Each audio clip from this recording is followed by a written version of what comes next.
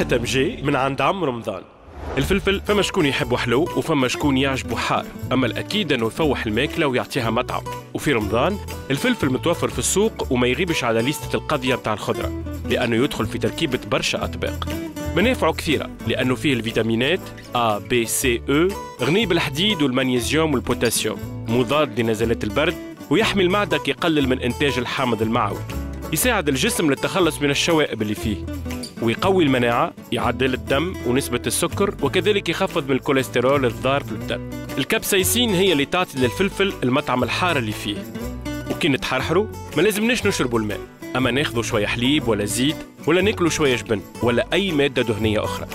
الفلفل شايح ولا فرشك، أخضر ولا مصبر، ديما موجود في الماكلة التونسية، وخاصة في رمضان، في سلايط مقلي فوق صحن كسكسي ولا مقرونة، ولا طايب في مرقة ولا مقصوص في كفتاجي ولا في تسطيرة.